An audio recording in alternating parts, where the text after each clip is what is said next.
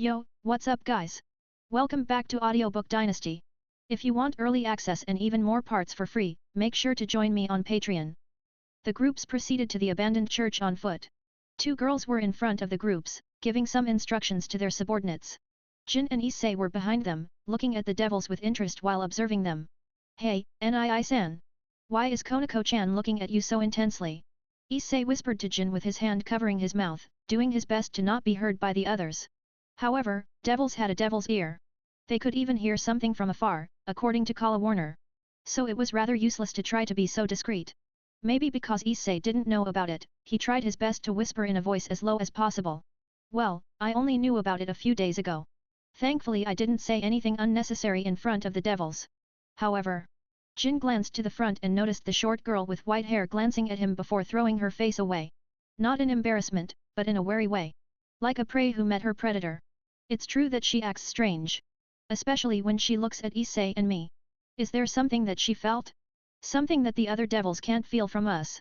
Because Jin knew about the devil's exceptional hearing, he answered Issei playfully. Maybe she's interested in me? You know that I have a lot of fans from underclassmen too. Thankfully, his little brother was an easy guy. He was a little smart, but he could sometimes be a bit of an honest idiot that was true to his desire. That's true. Even a devil can't resist your handsomeness. I am jealous, damn it. I told you to mind your appearance since we were in middle school, oh foolish little brother. My bad, okay? I don't know that you can be so different from me just by taking better care of your body. That's called effort. Jin sneered, making fun of Issei. At that moment, someone from the group purposely walked slower and approached the brothers. That someone was the only guy among the devils, often called Prince of Ahah, and had similar popularity compared to Jin, Hyoudou. The young blonde devil looked at Jin curiously. What are you guys talking about? Ah, I forgot about it. I am Hyoudou. Nice to meet you, Hyoudou Jin-kun. He smiled sweetly, the one he often used for girls. However, Jin noticed something unusual about his smile. It seemed artificial. It was not genuine enough like Issei's smile, and it was even more artificial than the smile that he showed to the girls. But that didn't matter to Jin in the slightest. It was their first meeting. It was normal for people, or in this case a devil, to hide their true selves from the other party as they didn't trust each other. Trust bonds could only be formed after knowing each other for a while. Of course, Bond with his personal cow was an exception, but Jin still needed time to get the girl's agreement to become his personal cow nonetheless. Likewise. Also, we are talking about how to get girls for my little brother. Want to hear it? Jin replied with a chuckle, which embarrassed Issei, who brought up the topic. And no. I don't really need girls for now. Issei shouted loudly in embarrassment, which gained the attention of the girls in the front. Sana turned around with her sharp eyes and put her hand in front of her mouth. SSSH. We have arrived. Put your voice down. Jin looked forward and raised his head. They were right below the hill where the abandoned church was located. The church itself was still a bit away. But the reason why Sana said they had arrived was that there was a magic, holy energy, that surrounded the place. And Jin could feel it thanks to his skills. It begins, hi. At that moment, Rias turned around and crossed her arms under her boobs, bringing the mounds up in a jiggle. Well then, I will explain the plans. Yes, Bucko. Everyone from the orc answered simultaneously, making Jin smile bitterly. Did they practice it beforehand? The plan that Rias had was simple. Sana and her peerage would create a barrier around the hill to keep the fallen angels inside and prevent innocent people from accidentally entering the area around the church. Then Rias and the others would attack from two sides. Hyoudou and Tujao Koneko would attack from the front, while Rias Gremory and Himejima Akeno would attack from the back side of the church. Unsurprisingly, she didn't even count Jin and Issei as part of their forces, telling the boys to just stay with Sana because it was dangerous. Jin followed what the red hair said for now. As much as he wanted to join the fight, his goal was only to destroy the fallen angel and see the devil's capabilities. The energies inside the church were a lot, probably belonging to stray exorcists and the other fallen angels. They concentrated underground for some reason, probably waiting for Freed to bring Asia and do the ritual that Warner talked about. Talking about Warner, Jin met her again in the house before they went to Ahah Academy. He told her to bring the fallen angel called Miltilt to run as he probably couldn't even join the fight due to the devil's arrogance of their strength, and he was correct about that. Rias sounded so sure that she and her peerage could take care of the fallen angels themselves. And only time would tell if her strength was really that enormous to back up her confidence and arrogance. We will put up the barrier, Sana said to Jin and Issei, who stood behind her while communicating with her peerage through mind transmission, often called telepathy. Jin nodded his head, acknowledging Sana's words. He then looked at Sana extending her hands. A magic circle appeared in front of her hands, then an invisible force appeared and engulfed the hill area. Looking at the barrier, Jin thought about how to get in without being found. As he wanted to get back at the Raynare personally, he would need to enter to do that. Well, now how should I enter? Actually, Jin had a way to enter without anyone knowing. Jin looked at his phone and saw that it was already 10 p.m. They had spent too long talking about strategy and such with the devils. The time was perfect to use that skill to enter without anyone noticing. He would also get a chance to find out whether he could use his skill from a long distance or not. If I can trap someone in the room even when I can't see them, it will be ideal for me. But that seems impossible, seeing how big the milking room is. I think it's only 5x5 meters or 10x10 meters at most. So I can only trap a person 10 meters with me as a center. Yes, he was talking about his milking room. With that skill, he could even walk anywhere without being found as time inside the room was stopped. He could just imitate the hill as his room and walk to the church leisurely without being found out. His stealth would be perfect. 10 minutes. I will wait at least that long before trying to enter. If I see a big explosion, then I can use that as a reason to help, but if I don't see any. Jin looked at Sana, and then his eyes darted at the barrier. They were in the middle of the woods at the base of the hill, surrounded by trees. There were no signs of other people, and Sana couldn't move because she needed to act as a cornerstone of the barrier. If Jin seriously wanted to sneak in, it would be easy. However, it would surely incur the wrath of the student council president, something he wanted to avoid because that would make the process of turning her into his cow longer. There was a chance that incurring her anger would make her fall faster, but Jin wanted to take things slowly but surely. I guess passing the barrier quietly is the only answer if I want to get back to Raynare myself. Eye for an eye and tooth for a tooth. Because she has shown malice and tried to kill Issei, possibly, I can't really spare her. Nii-san, Issei called out from his side with a calm tone. We can't join, huh? Even though we are the related victims of the fallen angels. Jin looked at his brother and was about to answer him, but Sana spoke first with a firm tone. Don't even try joining, Issei-kun. The battle will be messy. Rias and the others will have no time to think about protecting you, so it is dangerous. She glared at both brothers, especially Jin. Also, don't even think of sneaking in. Yeah. Jin shrugged his shoulders as he answered. I will be sitting over there with my little brother then. Do your best. He then walked away as he dragged Issei by his clothes. Don't pull me. Just shut up, Issei. We will sit here. Jin stopped in front of a tree trunk and let Issei go before sitting on it. Ouch. Issei fell to the ground and whined a little. Why did you drag me away so suddenly? I don't even have the thought to sneak into the barrier. Well, just because. Let's just watch what happens and decide what we will do later.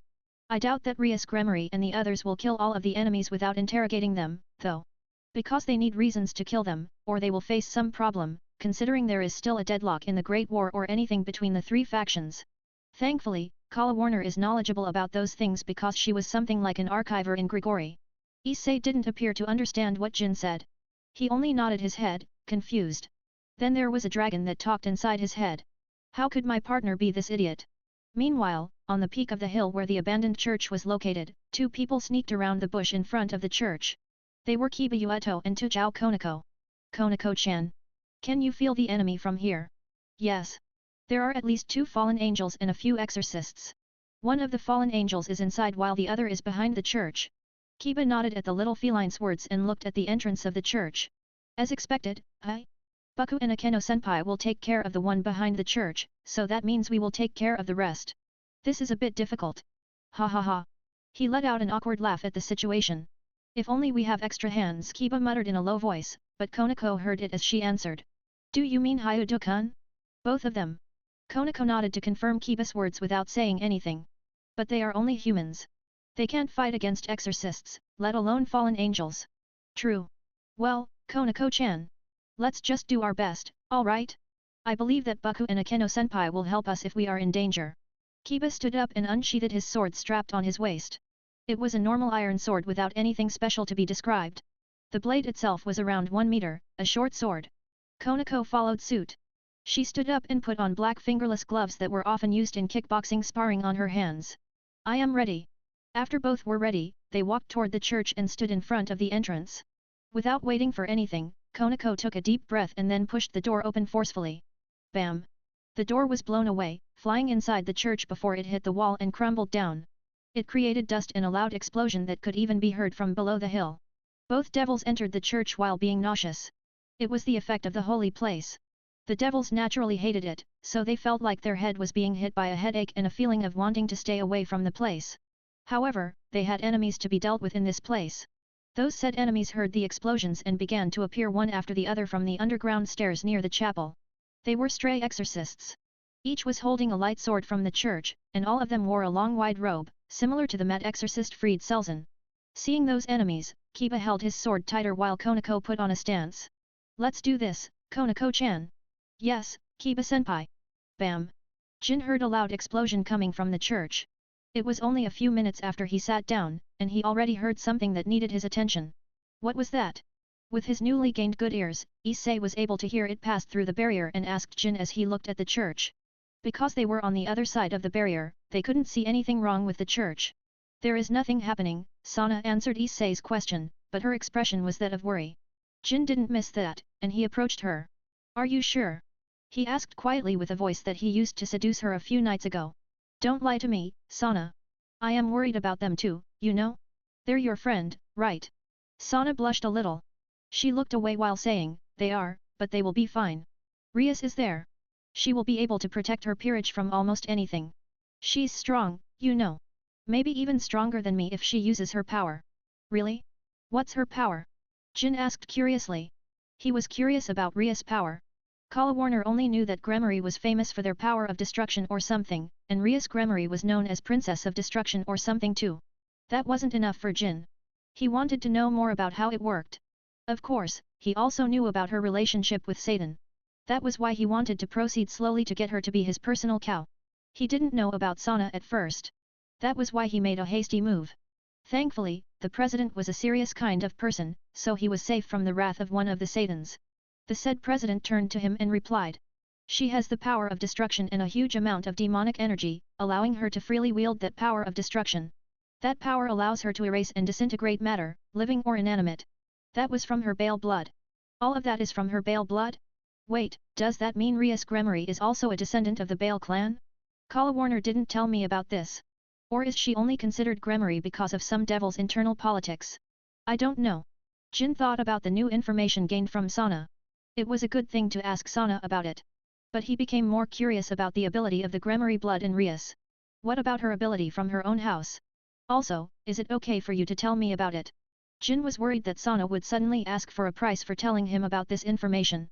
But the girl in front of him just smiled meaningfully and continued. I am getting to that. It is okay, as Rias will surely tell you if you ask her directly. Heck, she will even boast about it to tempt you to join her peerage. I want you to promise me that you won't join her, Jin-kun. I promise. Jin nodded. He hadn't the slightest intention to cast away his humanity. Not when he could get stronger without limit by drinking milk. If he didn't have the milking system, maybe he would consider joining the devil's side to get more power. But with the existence of the milking system, he didn't even need to consider seeking power from others. Being human was versatile. He didn't have any kind of weakness, such as holy power or demonic energy. From her Gremory blood, she has precise control over her demonic energy and power. That's why she's called the Princess of Destruction. Well, the title princess also comes because of her older brother, though. Older brother? Jin pretended to be oblivious. Obviously, he knew that Sana was talking about Satan, one of the leaders in the underworld. Surtsk's Lucifer, one of the Satans. Anyway, you just need to know about that and sit down. They will be okay without your help. Sana made a gesture with her hand to make Jin get away from her. Your face is so close that it's uncomfortable. Ha ha ha, my bad. Jin pulled his face away. True, his face was literally planted near Sana's ear. It seemed like the serious girl was used to it or not. When Jin pulled his face away, he had a clear view of Sana's red face. She was only holding it back, but she was clearly conscious of Jin's presence. He smiled. The chance to make her fall with him was surprisingly still high. He walked back to his little brother, who looked at him with a wry smile. What's up? He asked. Nothing. It's just you're amazing, Nii-san. It's normal. Anyway, you heard the girl. They will be fine. Jin stood in front of Issei as he told him. However, he wasn't done talking. He took out a note from his pocket and dribbled on it. Issei understood his older brother's intention, so he continued talking while looking at Jin's note. But you're able to make that serious president blush. I bet everyone will not believe me if I talk about this in school on Monday. Issei talked in a low voice that only Jin could hear. However, Sana was able to hear it thanks to her devil's hearing. Don't even try. She yelled from afar with a threatening tone. Hi! I won't! Issei quickly shouted back while waving his hands. At that moment, Jin nodded and pointed at his note. On it was written, "We will sneak in now, don't be surprised. Keep this a secret, or I will not believe you again." Issei was still confused but nodded his head nonetheless. He believed his older brother. If someone left in this world who would care for him, a good for nothing, then it would be his older brother. That was why if there was a secret that his brother wanted to keep, he wouldn't tell anyone, even if he died. You deserve it, Issei. Jin suddenly spoke and turned around. As soon as Jin turned around, he activated it, his overpowered skill that could only be used once a day. Before using it, he looked at the time. 10:30 p.m., an hour and a half before midnight. It was the perfect time to use it. The room could be used for 60 minutes a day. There was no rule that he couldn't stop midway and use it later too.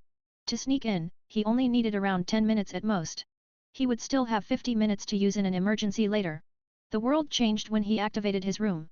The most obvious hint that it was inside the milking room was Sana's disappearance. And there is someone else who noticed that they weren't in their previous location. Partner, where are we? The boosted gear suddenly appeared on Issei's arm at the same time as Drake's voice. Issei suddenly stood up in surprise and answered. I don't know. But he looked at Jin's back, who looked really dependable. I think Nii-san knows something. Indeed, I know something, Jin answered and looked at Issei over his shoulder. Now, Issei. Let's kill some fallen angels. For those readers who said Pod is from Baal, or author, are you dumb? Pod is Baal family power. Pod being Baal families is something I know as well. Why don't you go back to chapter 47 and read Sana's explanation to Jin? He thought it came from Gremory because of Ria's name and she explained that it came from her Baal's blood. So, don't embarrass yourself and read carefully. My boy Jin didn't know anything. That's it. This is truly incredible. For some humans to be able to create a pocket space. Your brother is a truly exceptional sorcerer, partner. Drake sang praise for Jin as they walked to the top of the hill inside the milking room. Is it that amazing? Issei asked Drake while looking at Jin, who navigated the hill swiftly. It is, partner. Even that devil chick called Sana didn't realize this pocket space, right? That's because this space is really different from the normal one. I can even feel that the time in this place is different from the outside. Outrageous. I see. I can't understand it, but I guess that's amazing. Can I even chase after him? Aren't I just a burden? You will be fine. Your potential as my wielder is massive. Just think of what is important to you. Boosted gear is fueled by desire. The bigger your desire, the stronger you are, partner. Have some confidence. I will. At that time, Jin suddenly stopped on his track and turned around. We have arrived, Issei. Are you ready? He asked. Let me tell you. You may get injured or even die if you are careless. You understand the danger from seeing the wound on my shoulder, right? Issei gulped and nodded. He was ready. While Issei didn't know the reason why Jin wanted to kill the fallen angel himself, he knew that they needed to get rid of the fallen angel if they wanted to live peacefully. Slowly, Issei walked to Jin and looked past bushes and trees. In the distance stood an abandoned church that looked like it could be destroyed anytime by a gust of wind. So that's where the fallen angel hides. He muttered. Indeed. Well, let's enter. Jin said to Issei as he stepped forward. At that time, he also cancelled his milking room, and they once again stepped into the real world. The time and the sound returned for them to hear. Bam! Another loud explosion came from inside the church as a cloud of dust was sent outside alongside two people dressed like an exorcist. They flew in the sky, appearing to be blown by some wood as some splinters were also flying with them. They only stopped after they hit a tree and boulder. Their bodies fell to the ground, appearing to be unconscious or maybe even lifeless. Nii-san. Issei shouted as he pointed at the exorcist on the ground. Ignore them, Issei. Let's enter for now. Jin quickly ran toward the church while holding his light sword. He prepared holy magic at the back of his mind to be used anytime. Alright. I will also prepare myself. Boost. Issei boosted himself with boosted gear and followed Jin closely. The brothers entered the church through the entrance. Then, Jin saw something rather strange, or it could even be called chaos. Crash. Bam. Swoosh. Clang. A light sword met a sword. Sword met flesh. Then a big bench met with meat. Jin couldn't even begin to explain what happened inside. Two familiar people were fighting against a group of exorcists. The boy was swinging swords and cutting some of the exorcists while the small figure with white hair was swinging a long bench like a log and blowing the exorcists away. There was no sign of fallen angel, but Jin noticed an underground entrance at the end of the room. He also felt energy similar to Raynare underground. So she's there. I guess she is preparing for the ceremony that will not happen tonight. The two devils didn't seem to notice them yet. I will walk past them. The fallen angel is underground. What will you do, Issei? I will help them, nii-san. They seem to be having a bit of trouble. Issei answered as he boosted himself once again. Boost. That sound attracted the devils and exorcist's attention. Issei-kun. Kiba Yueto was the first one who spoke. But he quickly turned his attention to his enemy again as one of the exorcists attacked him from the side. What are you doing here alone? He shouted at Issei without looking back. Yes. Pervert senpai. Why are you here alone? Koneko added as she smashed one bench against the exorcist and picked another bench on the side to use as a weapon. The one who let out a confused noise was Issei. Surely he was here with his brother. But when he looked at his side, no one was there. Partner, just concentrate on your enemy. Drake's voice pulled Issei out of his confusion. Oh. Issei answered and ran toward the exorcist, about to hit Koneko. The little feline still didn't realize the enemy that crept behind her. However, Issei arrived first before the enemy could swing his blade at her and punch his face away. I am here to help. And he confidently announced his intention. Meanwhile, Jin, who suddenly disappeared from Issei's side, activated his milking room again to sneak into the underground. Who knew that the milking room would be so convenient to be used to sneak around like this? The skill provided by the system was so versatile that he loved to experience the skill more. Maybe he still missed something interesting about the skill. Anyway, he walked down the stairs and arrived at the underground area of the church. There was a big cross in the middle of the underground area, and the atmosphere around the underground was tense as well as damp. It was creepy.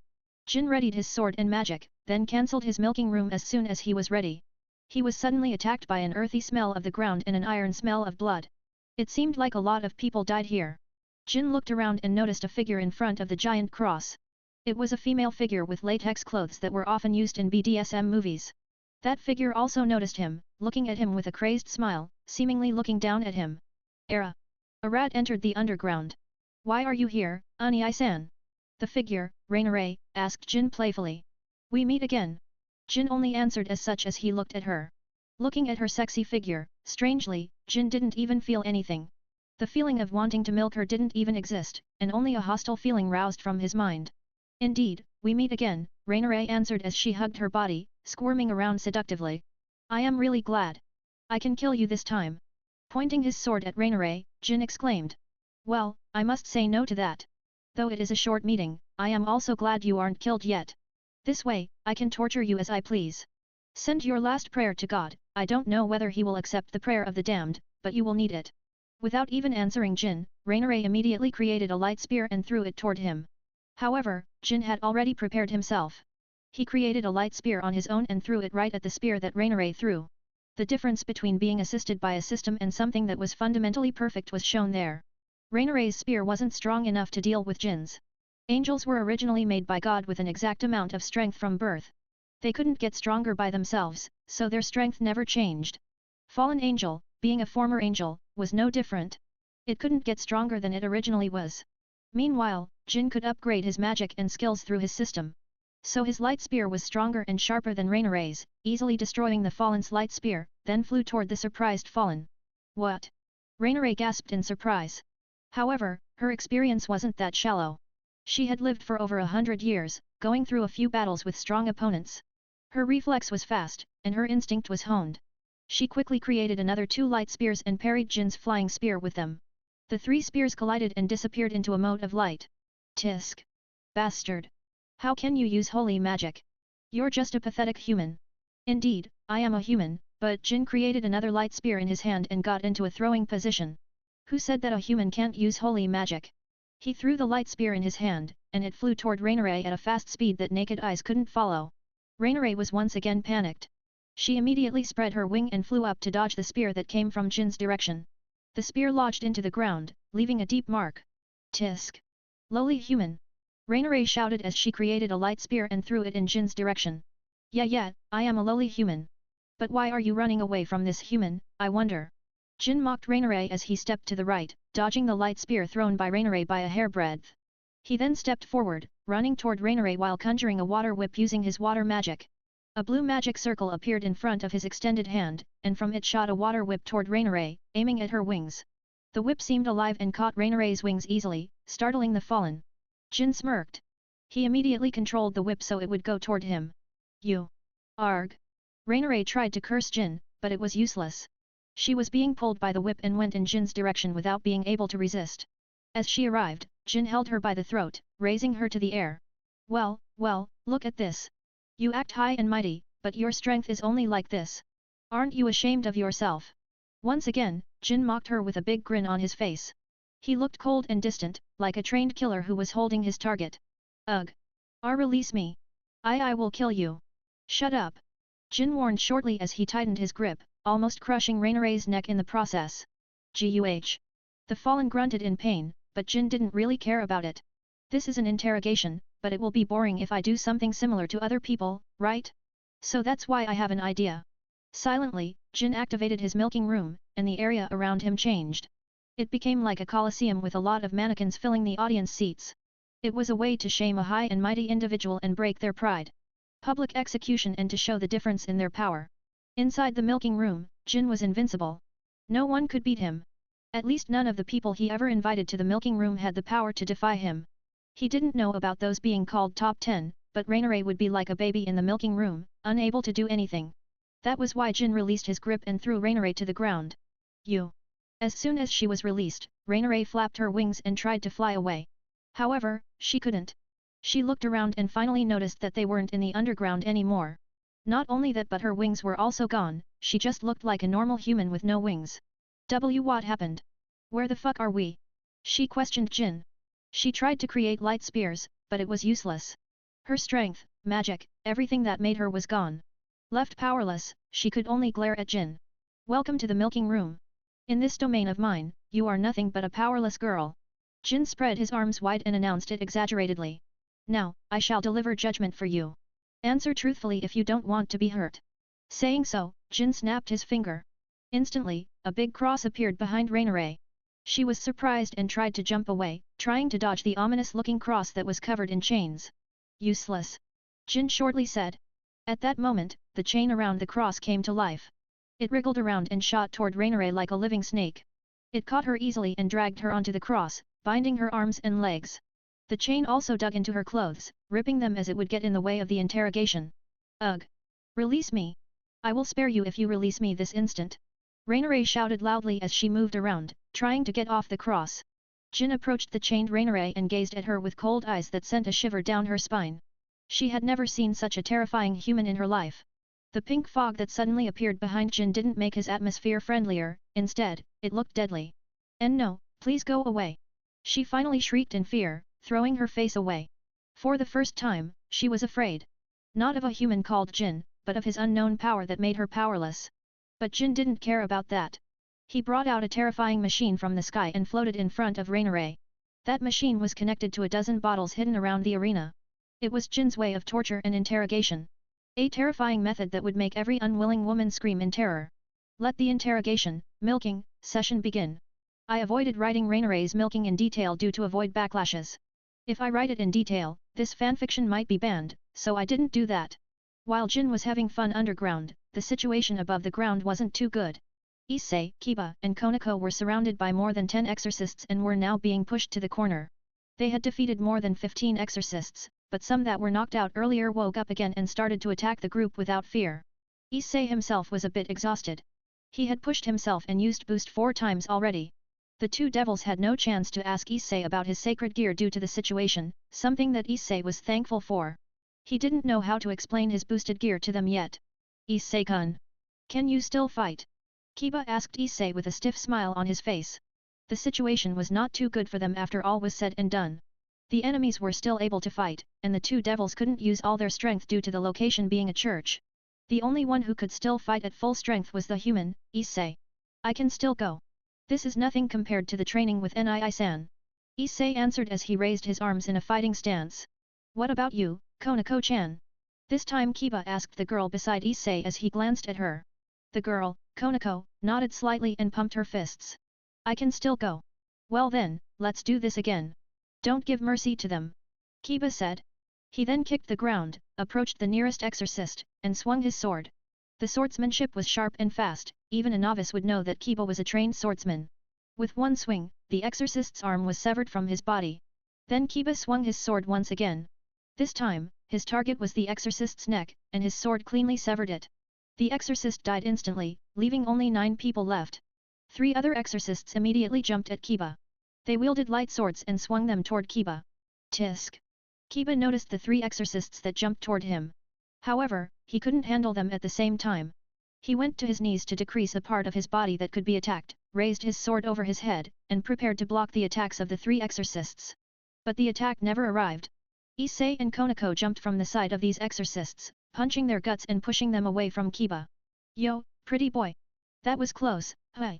Issei smirked at Kiba, then turned to the rest of the exorcists while Koneko approached the 3 exorcists that were blown away earlier. She smashed their necks by stomping at them, killing them one by one. The sight was rather gruesome. A little girl was killing 3 adults by stomping at their necks. Even Issei only smiled wryly before extending his hand toward Kiba. Are you fine, Kiba? Issei asked worriedly. Yeah, thanks. Kiba thanked Issei as he held his hand. Issei pulled Kiba upward and helped him to stand up. Then both boys turned to the rest of the exorcists, they appeared to be afraid of them. Well, let's destroy them. I am counting on you, partner. Let's break my limit. Issei punched his left hand and grinned like a battle maniac. Answering him, the green gem on his red gauntlet glowed, and a voice answered inside his head. That's what I am waiting for. You have finally become a man, partner. Then another sound rang from the gauntlet. Boost. It was the 5th boost, which Issei had never done before. In the battle, he broke his upper limit and became stronger. Such was the power of Hyoudou Issei, the Red Dragon Emperor. Anything was possible as long as he had a desire to back him up. Behind the church, a man wearing a coat and a fedora were standing against a tree with his head lowered, casting a shadow on his face. At that moment, he heard a commotion coming over the inside of the church and looked over. A new barrier also surrounded the area around the hill, making him shiver a little due to the demonic energy he hated. They found us, hi! He muttered as he stepped away from the tree. This man was a fallen angel that went by the name of ndom. He was enticed by the promise of power given to him by Raynare and followed her to betray Grigori, an organization where fallen angels gathered. His duty was to help Raynare when she conducted a ceremony to steal sacred gear from the nun. Then, they would kidnap a kid named Hyoudou Issei and extract his sacred gear from him to give to ndom. That was why he allied himself with Raynare, to gain more power. However, it seemed like the devils found the place before the plan could be executed. It's that damn Fried's fault. If only he doesn't take the nun away to purge some devil's followers. Right, it was all that crazy exorcist's fault that the devils noticed them anyway. At least, that was what ndom thought. Killing the humans who made a contract with devil would surely arouse their curiosity.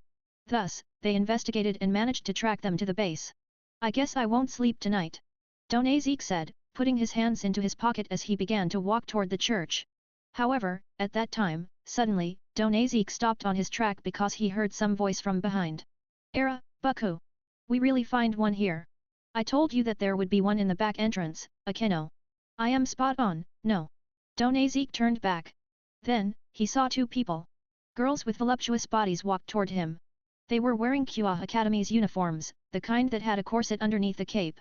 One of the girls with black hair held her cheek with her hand while walking. She had a rather sadistic smile as she looked at him as if she was looking at prey. The other girl had fiery red hair. The air around her screamed destruction. She had a confident smile that ndom hated from a devil. Instantly, ndom recognized those figures. How could he not? One of them had that recognizable red hair that became a sign of destruction. With a swift movement, he created a light spear in his hand. The spear glowed blue, it was the sharpest light spear that he had ever created. Gramarye! He hissed, then the girl stopped and smirked. Indeed. The girl with red hair answered confidently. She pointed her hand toward ndom, then a force of destruction accumulated in front of her, creating a small ball. I will reward you for being correct. At least your death will be a painless one. The red ball was created from the power of destruction. Sweat poured over ndom's body. But he wouldn't go without a fight. Oh! With a shout to motivate himself, ndom unrolled his wings and shot toward Rias Gramarye. At the same time, the ball in front of Rias' hand was shot toward ndom. The two met in the middle, and ndom tried to defend himself with his spear. But it was useless. The ball of destruction immediately dispersed. It ate ndom's spear as well as his body. In a matter of seconds, ndom was no more, leaving only 2 girls in the woods behind the church. Now then, let's go inside, Akeno. I believe Koneko-chan and Yueto have been waiting for us. Yes, Bucku. Akeno answered. And both then walked toward the church confidently.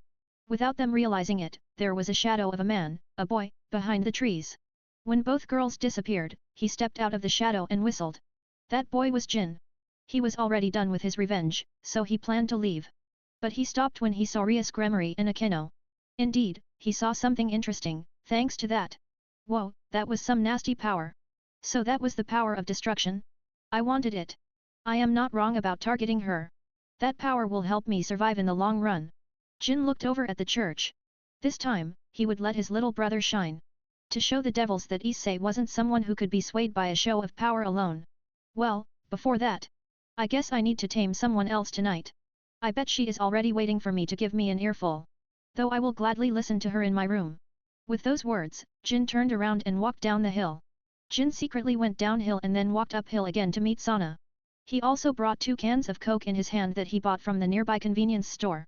He did that to make Sana believe that he had disappeared because he had bought a Coke. A silly reason, but Jin didn't want to hear an earful from the strict student council president. He only loved her moaning, which sounded cute and arousing. Yes, he only loved to hear that kind of voice in bed.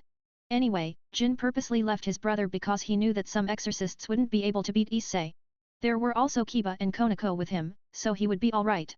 Not to mention, Rias had also arrived, and Jin saw her power directly to trust in her ability to protect the others.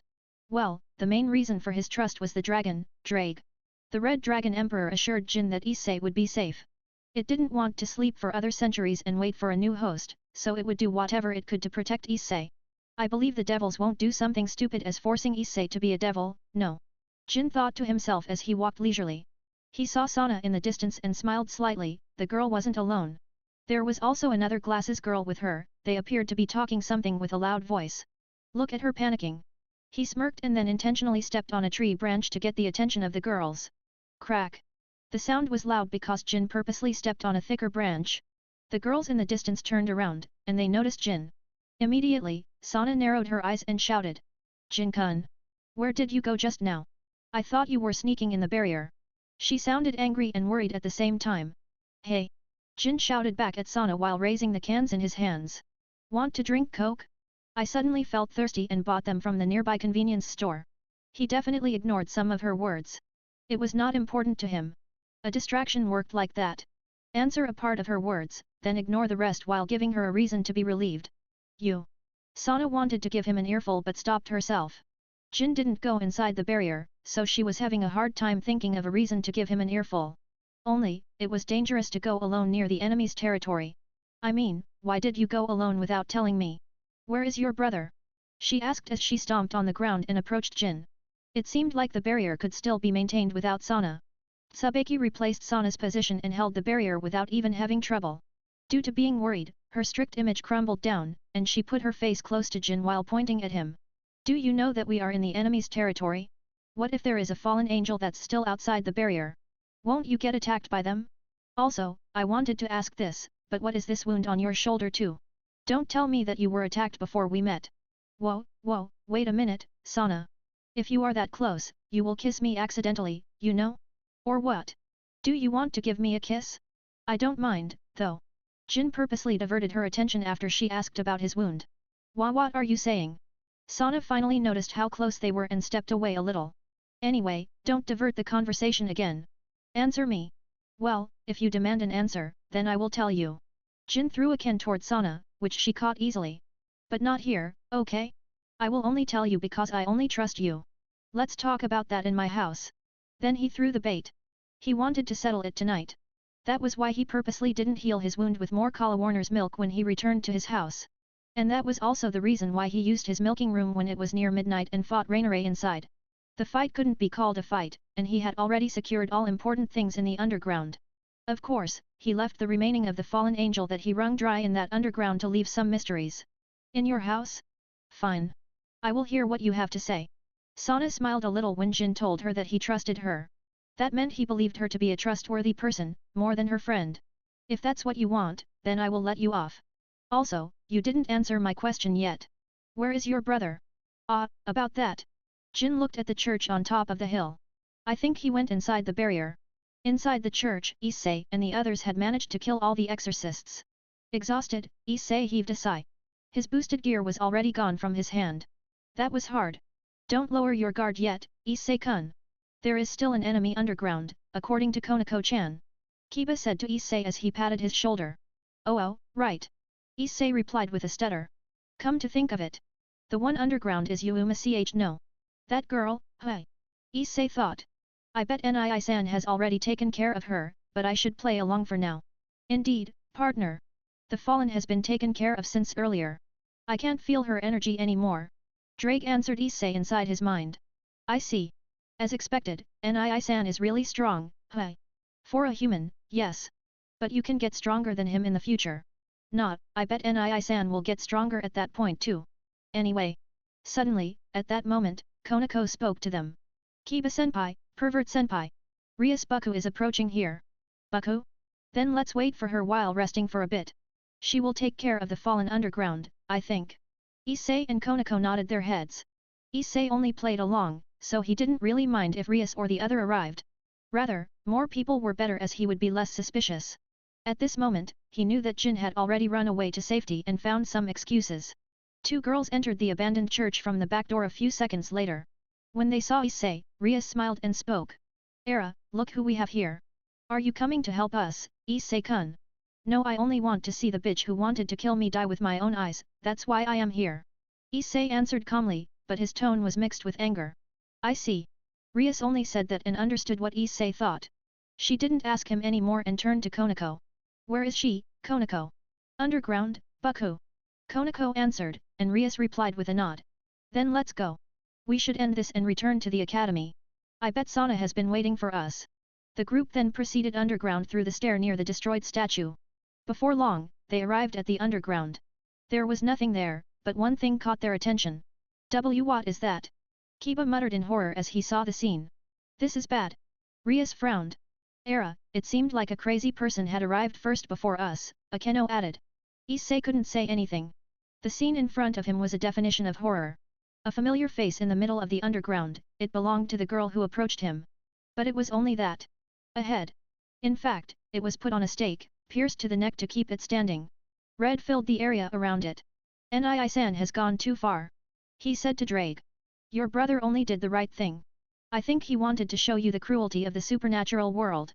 If you get involved too deeply, especially with a devil, then that could happen to you anytime, partner. Is that so? This world is dangerous. This left a bad taste. Can I destroy it? Rias turned to Issei and suddenly spoke to him, the victim of the said woman who had left with only her head in the middle of the underground. Yes, please. Issei nodded and looked away. I can't stand looking at her. Very well. Rias answered. Then she pointed her finger toward the head, sending a ball of power of destruction to it. Instantly, the ball destroyed the head and left nothing behind. Let's return. With those words, the group went upstairs again and walked back to Sana and the others. In their way, no one spoke a word. The cruel sight left them speechless in consideration to Issei, a normal human who got involved just a few days ago. A few minutes after Jin told Sana that he would explain what happened to him in his house, Rias and the group arrived at Sana's location. The other girls from the student council also gathered after being contacted by Sana through telepathy. As Jin expected, Sana went and gave Issei an earful for entering the barrier without permission. His little brother got chewed out while he enjoyed the coke on the side. Rias glanced at him slightly, but he only raised his hand, which held a coke, and asked. Is there anything that you need from me, Rias? Jin didn't even bother to call her senpai or Buku, which gained some attention from the others. No one ever called their upperclassmen rudely like Jin. However, Rias didn't seem to mind it. She smiled at him and flicked her hair to the back. I am just interested in you, Jin-kun. Can't I stare at you whenever I want? You are used to it, no. I am used to it. But even I would be embarrassed if one of the three great Oni-sama stared at me like that, you know. Jin smiled playfully, joining Rias in her joke. Era, does that mean you're interested in me? We can talk about it a lot, you know? In my room, obviously. Rias joked around as she licked her lips seductively. Rias! Sana shouted from the side. She was done telling Issei about the danger of the supernatural and came to hear what Rias had said. In a way, she felt rather angry for some reason when Rias tried to make her way to Jin. You certainly don't need to do that. I will be the one to talk to him. I was just joking, Sana. Don't shout so loud near my ear. I won't steal your man. Don't say that. Also, he's not my man. The two leaders of the devils argued with each other like the best friends they were. Their peerage members only looked at their leaders while conversing with each other. The two queens talked with each other, and from what Jin saw, Sana's queen apparently had a crush on the only boy among the devils. It didn't matter to him, though. As soon as she got Sana, he would certainly get the others too. Issei, who had been released, made his way toward his brother and sat beside him. He shrugged his shoulders in defeat as he let out a long sigh. Sana Kaiko sure is merciless. He grunted. Nii-san, I wonder how you can handle her. Well, you don't handle her. You let her do everything she wants. Jin answered easily and gulped his coke. Anyway, Issei. Can you return first and take that girl to a hotel? Stay with her for the night, brother. I will give you a chance to get rid of your virgin ass today. He smirked at his little brother. What are you saying? We just met twice, but you say Issei's face reddened as she tried to reason with Jin. However, Jin cut him off and said, don't be a pussy, Issei. That girl likes you, so take her before someone takes her. But. There is no but. Here. Jin took out a stack of money and put it in Issei's hand. Good luck. Don't forget about safety. You know, right? He glanced at Sana, who was still arguing with Rias, then turned back to Issei. Ah. Roger that, Nii-san. Issei gripped the money and smiled knowingly. Thanks. Anything for you, little brother. They bumped fists with each other with knowing smiles on their faces. The group dispersed before long. Issei had long since returned to the house. Jin returned with Sana. The devil unexpectedly followed him without making any fuss about it. There was a tinge of red around her cheek, maybe she was expecting something from Jin and knew that there would be more than a discussion in his home. They walked quietly without anyone saying anything. However, the atmosphere wasn't uncomfortable. Rather, both appreciated the silence after the fight. When they reached the house, they stopped in front of the house for a moment, and Sana looked at Jin. Don't do anything unnecessary. She warned as she narrowed her eyes. Whatever do you mean? Perhaps you are expecting something from me, Sana? If that's what you want, then sure, we can do something on top of talking.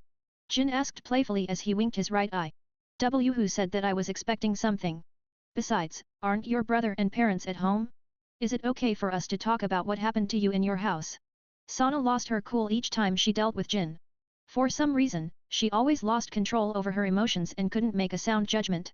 Is it because I am interested in him? Or is it because of that night? I don't know. I want to feel it again, but there is no way I can tell him that.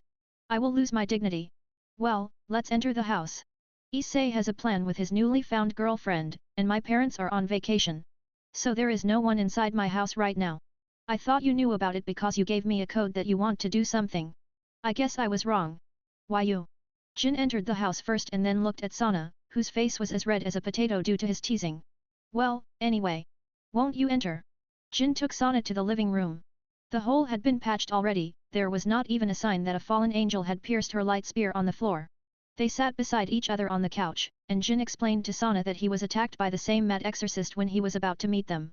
He didn't hide that he killed Fried, but he said that he killed the exorcist with the light sword instead of holy magic. It is my fault, right? Sana said so as she looked at Jin. I know that it is my fault.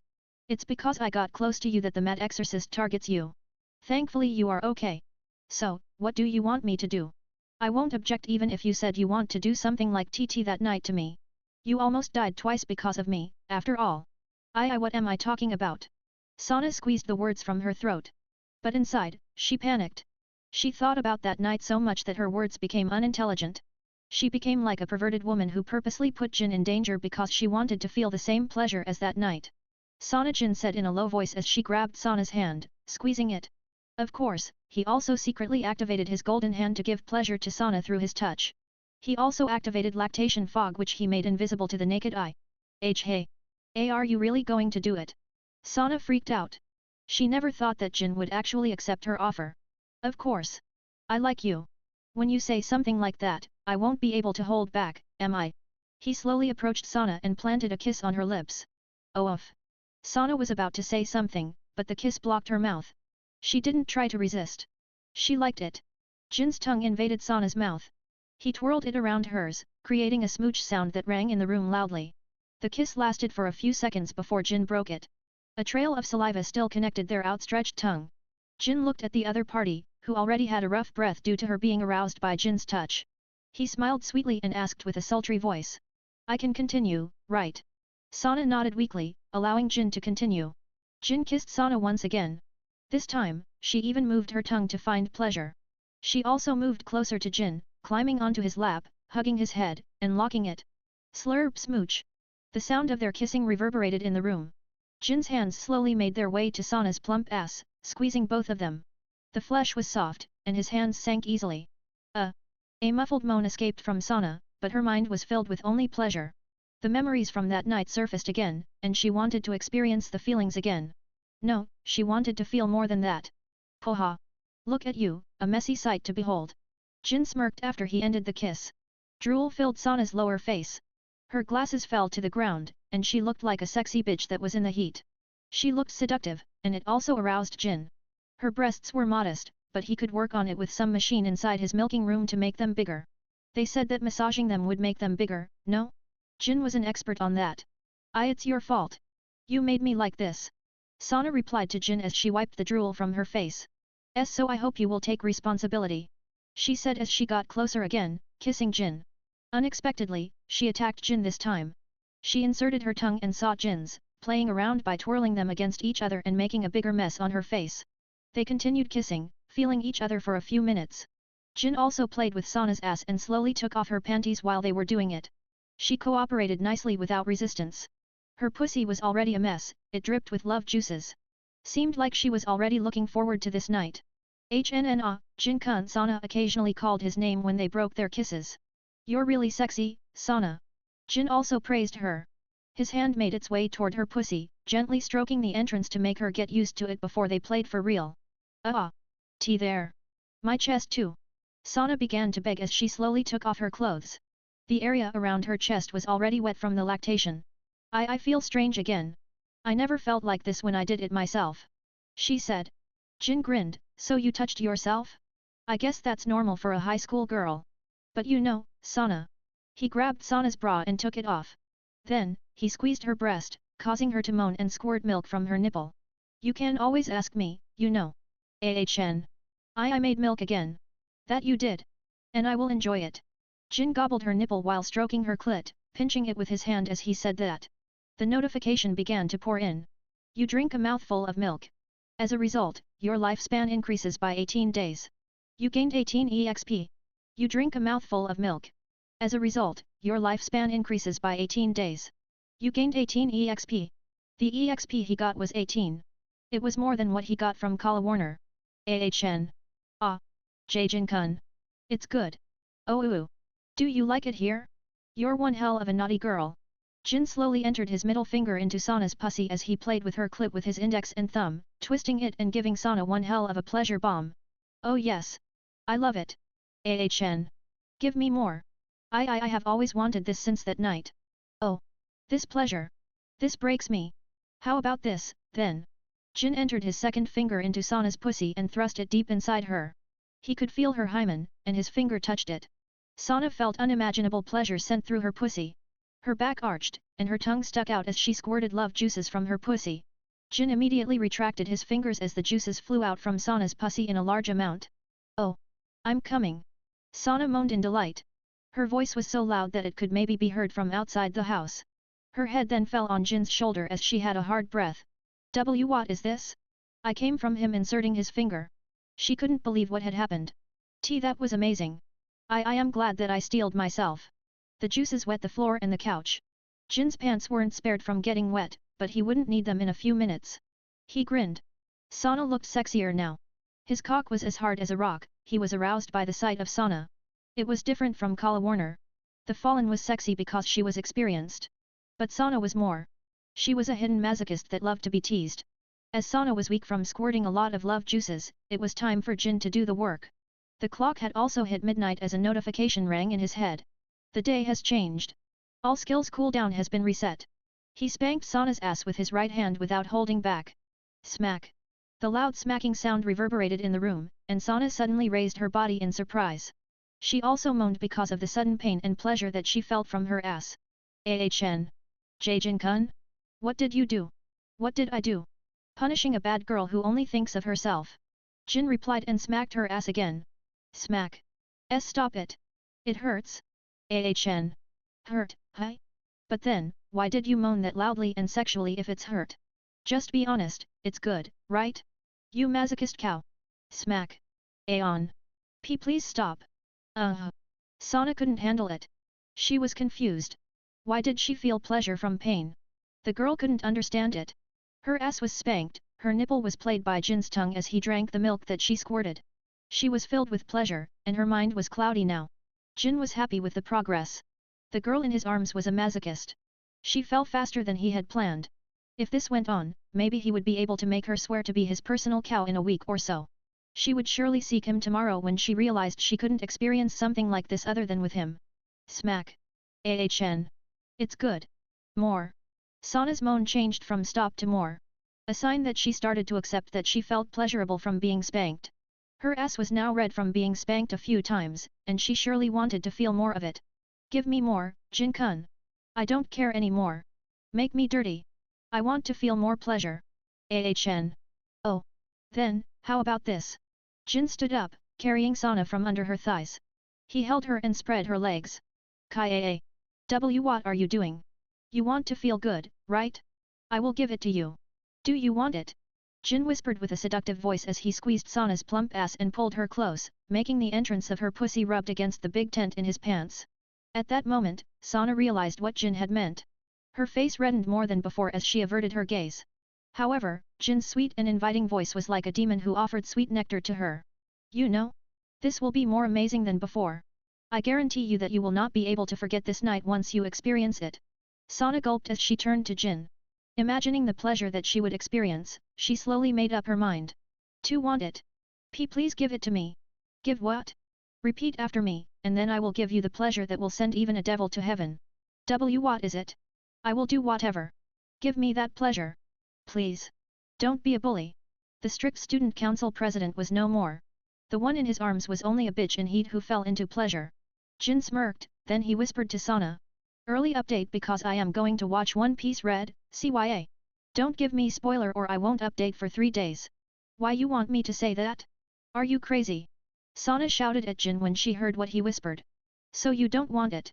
Suddenly, without any prior preparation, Jin inserted one finger into Sana's pussy.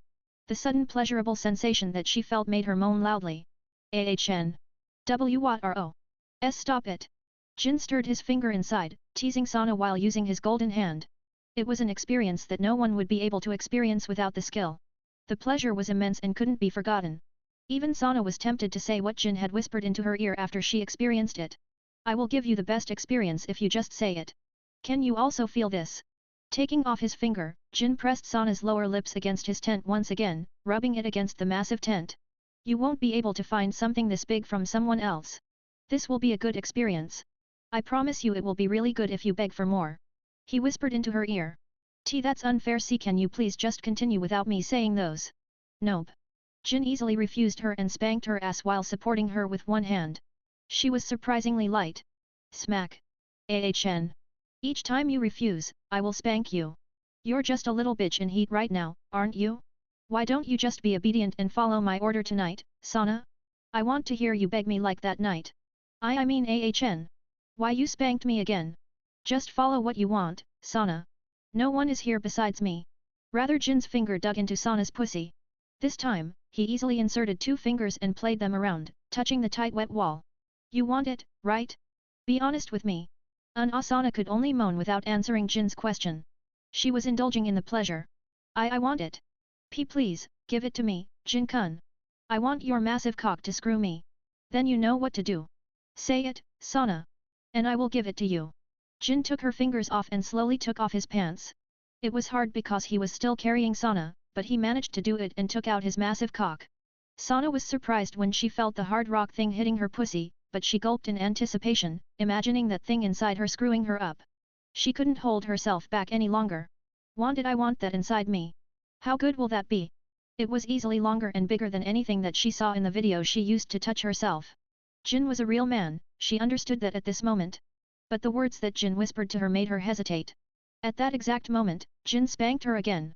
This time with full force and combined with his golden hand. Smack. Ah! The pain that became a pleasure accumulated as Jin smacked her ass. Doubled with his cock grinding against her pussy, Sana finally gave up. Please Jin-kun. I will become your personal milk cow, so please give me that. I swear to become your cow. I can't hold myself anymore.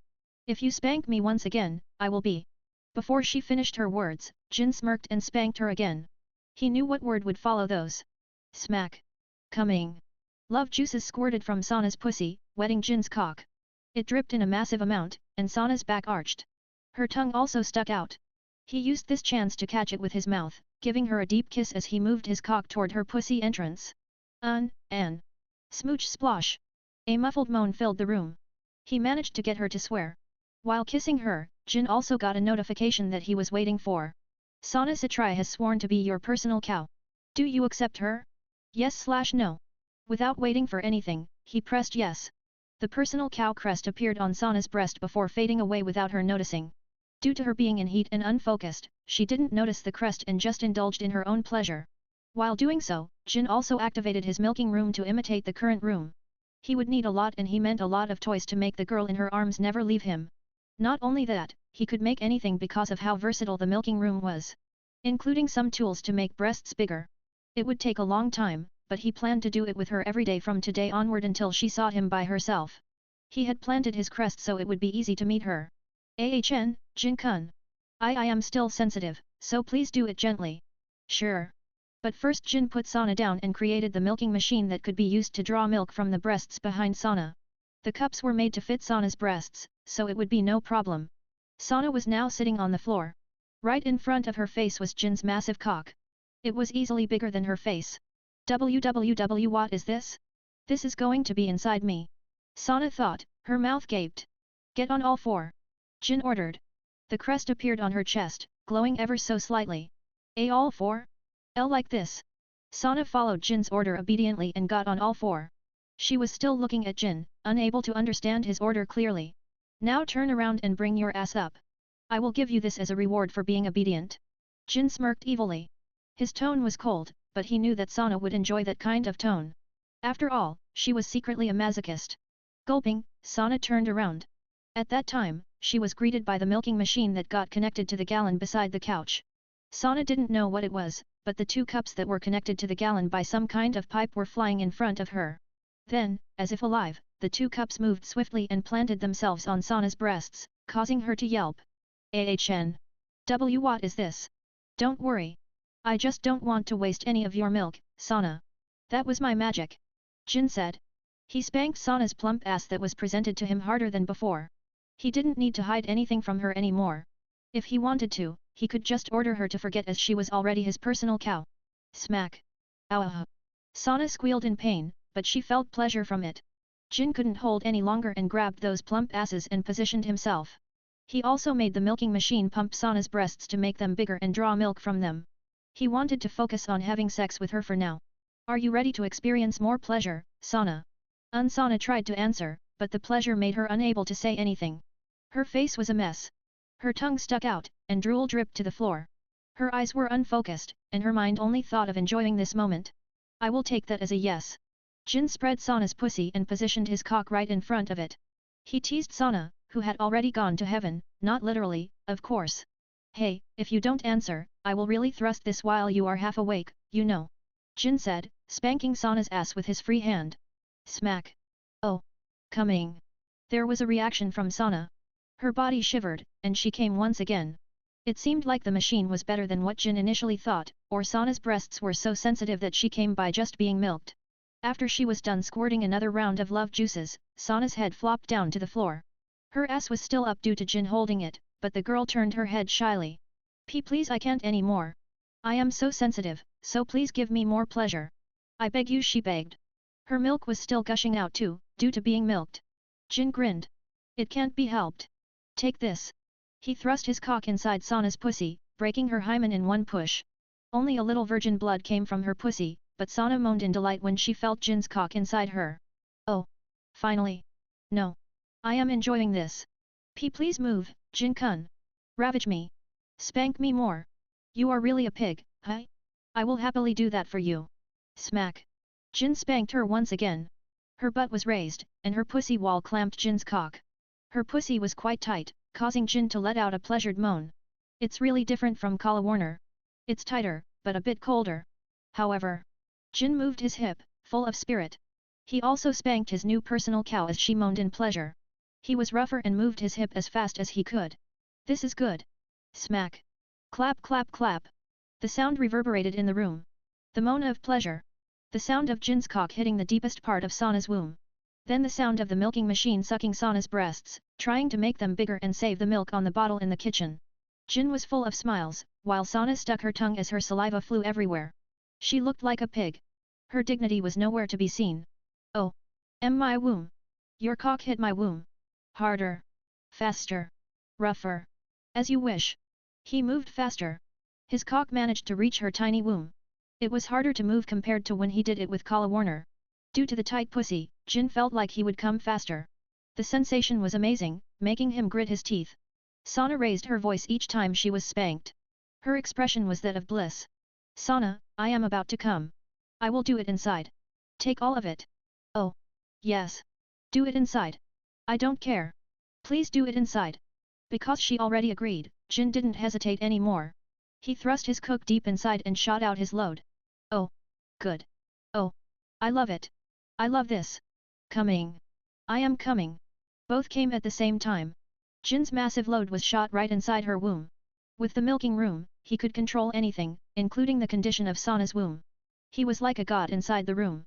So he made it so that Sana wouldn't get pregnant. It would be troublesome if that happened. He pulled his cock slowly.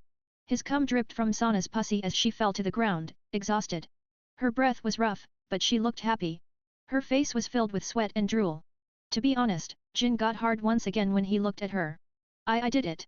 Sana muttered in bliss as she turned around. The cups on her breasts fell off. Her body was filled with spilled milk. Tea, thank you. Huff tea, that was amazing. Jin glanced at the milking machine. The milk inside the container was full. He transferred all the milk inside the container that he placed inside his bedroom. As said earlier, he was able to control everything. After that, he stopped the milking room and put a normal barrier around the house. The barrier was only for normal people so they wouldn't enter carelessly and for him to feel something strange. Fortunately, he didn't feel anyone watching the house or Sana. He was expecting some spy from Satan because Sana was the little sister of Satan, but nothing was spying on them. If Satan was looking, he intended to use his milking room again to avoid some direct confrontation and ordered Sana to explain everything to Satan. After making sure that nothing was strange, he glanced at Sana, crouching right in front of her legs. He grabbed those thick thighs and spread her legs. Kai what are you doing, Jin-kun? Sana got surprised and raised her voice. She tried to stop Jin, but she was too exhausted for that. Jin smiled at her, then he said. Who said I will stop after one round? Sana let out a confused sound. She glanced down. She noticed that Jin's cock was still hard and was on top of her pussy which was still filled with cum earlier. It's time for the second round. You will not be able to sleep until we are done, Sana. Due to how energetic they were, they ended up doing it until 3 AM in the morning. Sana fell asleep after that, and Jin cleaned the whole house with his water and holy magic before carrying Sana to his bed and sleeping beside her. Morning came. Jin noticed that Sana was already gone, and he got up.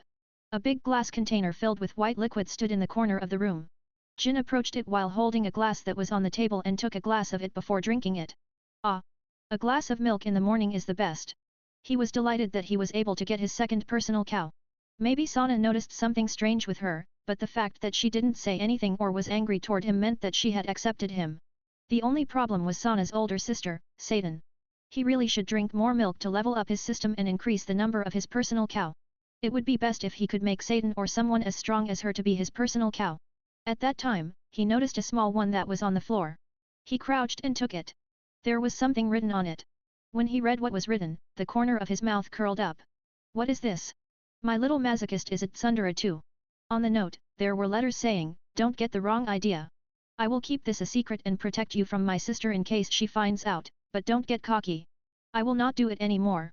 Sana. He refilled his glass with the milk and drank it again. So she said. But what do you think, Warner? Jin spoke to no one in particular. But, as soon as he said that, a buxom blue-haired woman appeared in front of his window and opened it. I think she will come to you sooner or later, Jin-sama. No woman would forget about that incredible sensation. They will seek you naturally. The buxom, Warner, answered with a lustful smile. She glanced down at Jin's ripped body and then at his cock, which was not covered in anything. Yes, Jin was still naked. What a coincidence, I think so too. So, any news? He asked his faithful cow. Yes. Actually, Warner stepped inside the room, and her expression turned serious. Azazel-sama is in this town and wanted to meet you. It was Monday. Usually, Jin would have gone to school. However, he wasn't going to school today. He was walking down the street in casual clothes with a girl pressing her breast against his arm. The breasts were soft because Jin's arm touched them directly due to how exposed the clothing was. Yes, he was walking with Kala Warner today. Of course, he contacted his little brother and his second personal cow that he would be absent from school today. His excuse was he was exhausted from last night and needed to tend on his wound. Well, it was already healed from drinking this morning's milk, but they didn't know that. So why did the big boss of your organization want to meet me so suddenly? Jin asked casually. I don't know. I just reported that Miltolt and I retreated because Raynare has gone crazy. Oh, I also mentioned that you were the one who gave me information about Raynare, as you instructed. Maybe he wanted to pay you back? Azazel-sama is a bit eccentric even among the fallen angels. Eccentric. That word seems harsh for your superior. Jin chuckled. He imagined that all supernatural group leaders would be someone serious and scary. But from Kala Warner's description, Azazel was more similar to your run-in-the-mill old man instead of a scary leader. I mean, he loved sacred gear more than anything and would hole up in his lab to research it. However, I must admit that he loved his subordinates equally, too. That's why a lot of fallen angels followed him. Also, he wants peace more than anyone, so you will be fine, Jin-sama. I guess so. I have no skill to run from him even if I want to. Please don't worry about it. Azazel-sama won't do that. Kala Warner assured. Maybe he will only ask a little bit about you to satisfy his curiosity. In that case, I am looking forward to seeing him. I also want to ask a few questions. Jin was inside a luxurious apartment in the middle of Kuah town. He was brought here to meet Azazel, which hadn't arrived yet because of some complication on his side. For the time being, Jin enjoyed the milk that was freshly milked from Kala Warner. She put it in a glass and served it to Jin. Please enjoy it, Jin-sama. Kala Warner said with a sultry voice. She even deliberately showed her nipple that was wet from milk when she bent down to put the glass of milk on the table. Thanks. Jin smiled at her and patted the empty space on the couch beside him. You can sit here if you want to. I want to ask a little about the devil. Especially Sana and Ria's older siblings. The Satans? I don't mind. But please think of my knowledge as limited. I don't really know much about them. It's no problem. I only wanted to confirm Sana's words about Ria's power last night. In that case, maybe I can help. Please excuse me. Kala Warner sat beside Jin, pressing her breasts against his arm as usual. Her face was close to his.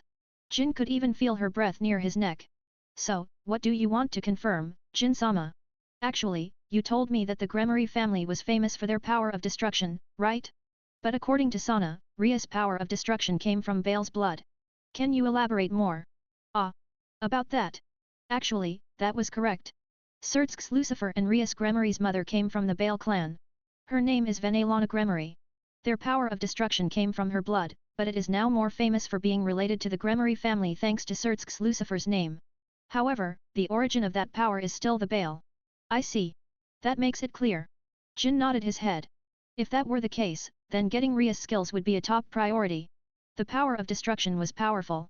He could also be aiming for someone from the Bale clan, but he didn't know whether they would have a girl or not. Also, the Bale family surely was in the underworld, and he had no idea how to get there. That power was indeed fantastic. It could kill a fallen angel easily. Jin remembered Ria's display of power that she used to kill a fallen angel yesterday. I want it. But I need to be careful about how to approach her.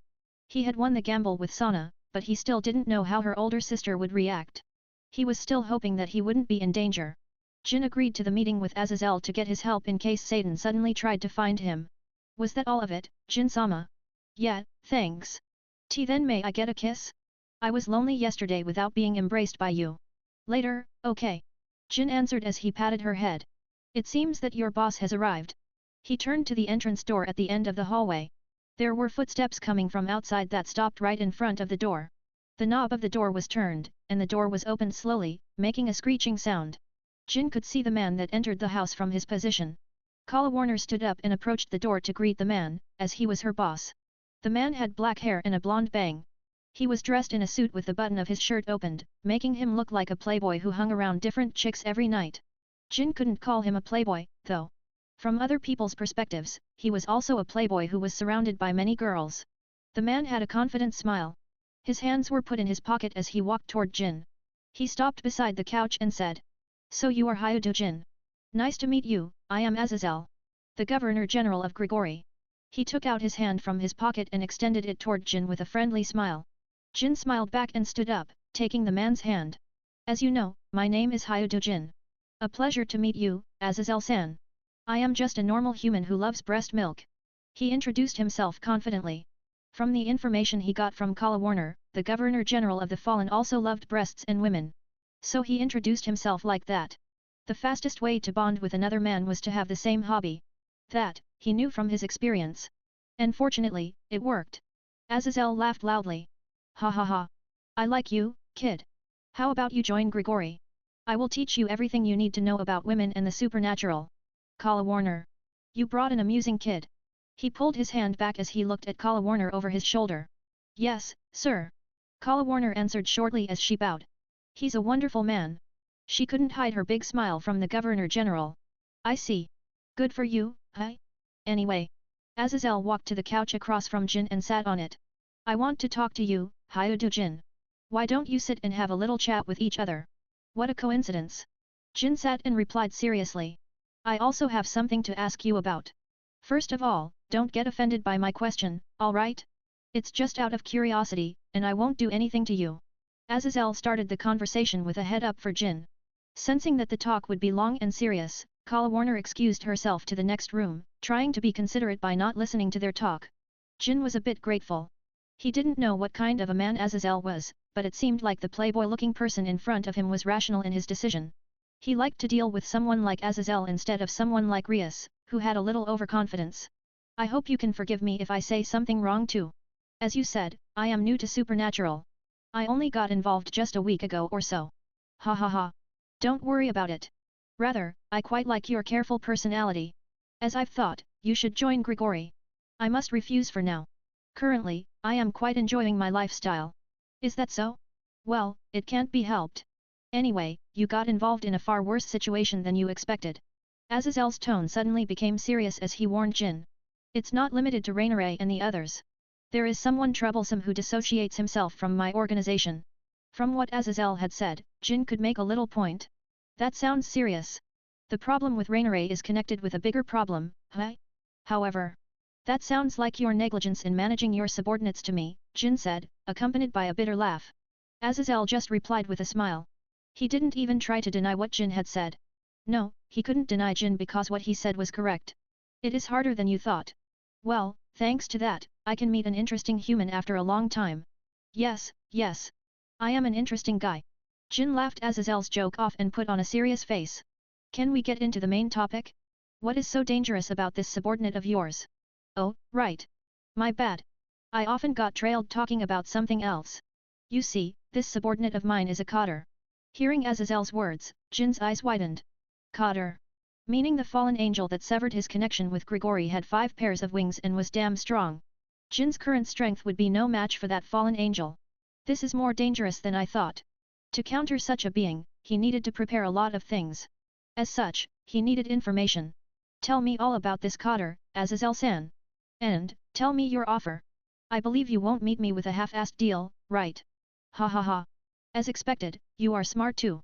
Here is my offer. Then the negotiation between them began. The talk with Azazel went on for 2 hours. Jin and Azazel talked about various things, including their next move that Azazel had planned to combat the deserter. Cockabile, hi. Jin muttered as he walked to Youkai Academy.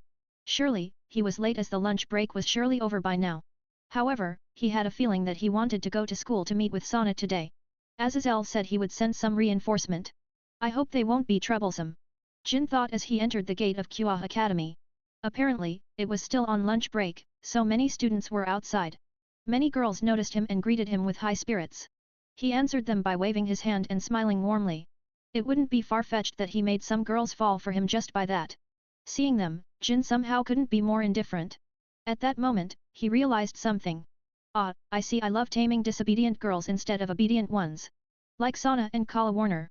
That's why I also set my eyes on Rias. He went to his classroom and was immediately greeted by Issei, who was sitting on his chair. Nii-san. Why are you here? Issei immediately stood up and approached Jin worriedly. Is your wound okay? Yeah, that girl healed me. Jin answered. Without saying a name, Issei immediately knew which girl Jin was talking about. He wasn't lying, saying that girl healed him. It was Sana's, though, not Warner. His shoulder got healed from drinking Sana's milk, after all. That's good. His little brother smiled widely. He felt bad for not telling the truth to Issei, but he would be able to pay his little brother back for worrying about him in the near future. This time, he wanted to tease Issei about something. Smirking playfully, Jin purposely raised his voice a little bit and asked Issei, how about you? Did you do it with Asia? The whole class heard what Jin had said and instantly turned their attention to Issei. What? See, could it be? Issei is. Issei's friends, Matsuda and Motohama, exclaimed loudly in disbelief. Ho ho, so finally spring came for Jin's little brother. The perverted girl, Aika, smirked as she fixed her glasses. No wonder. His rod is the second biggest in this class, after all. I have no doubt he will get a chick or two if his personality is not that bad, which is already fixed by Jin by now. Issei's face flushed red in embarrassment as he shouted, that has nothing to do with what we talked about, right? But I am curious, Jin said playfully as he smiled warmly. He used the smile as a facade when dealing with annoying girls to make them unable to say anything. You suddenly said that you would stay in a hotel last night and asked me to lend some of my money. Surely, that only means one thing, right? Don't you think so, Aika? Yes, of course. It's sex, no. Ah! Issei screamed like a girl as he heard Aika's voice. Jin purposely dragged Aika to the conversation as the girl was suddenly by their side without Issei realizing her presence. So, how is the girl? Is she pretty? Aika asked with her playful smile. She went behind Jin and circled her arms around his neck. She also purposely pressed her breasts against his back, trying to seduce him. Jin didn't mind a little bit. He didn't hate Aika, unlike other girls. Also, she was the best person to help him tease Issei to make him embarrassed. Unexpectedly, he managed to snag a foreign girl. Jin said, making Issei's face flush red. Who? Foreign girl, huh? A blonde beauty then? That's correct. I have a picture of her if you want to see. Let me see. Unable to handle the teasing from both people, Issei ran off the class, shouting, I will remember this, nii-san. Ha ha ha ha, well, that was as expected. Anyway, Aika. You can release me now. That was a bit boring. Who knows that the pervert king would be reduced to that kind of innocent boy after a few days. What did you do, Jin? Aika stepped away and gave Jin some space. Nothing. Jin shrugged his shoulders. I just hit his head. Is that so? Excuse me. Aika couldn't finish her sentence. The reason was simple. The student council president suddenly entered the room from the classroom door, and the atmosphere tensed. All attention now focused on Sana, but she had an aloof expression as she walked toward Jin. Jin-kun. Care to follow me for a little bit? I need to talk about something, and I need a little help from you for something of interest. Jin didn't know why Sana suddenly looked for him as soon as he arrived at school. But hearing her saying something of interest, it must be something related to supernatural. Did she realize that I met Azazel earlier? Or is she mad at me after she calmed herself down? Either way, I can only follow her to find out. Sure, Kaiku. I am quite free at the moment. In the end, Sana asked Jin to meet her after school. She only talked to him for a few seconds before leaving the class with a red face. As someone rather sharp, Aika grinned and elbowed Jin.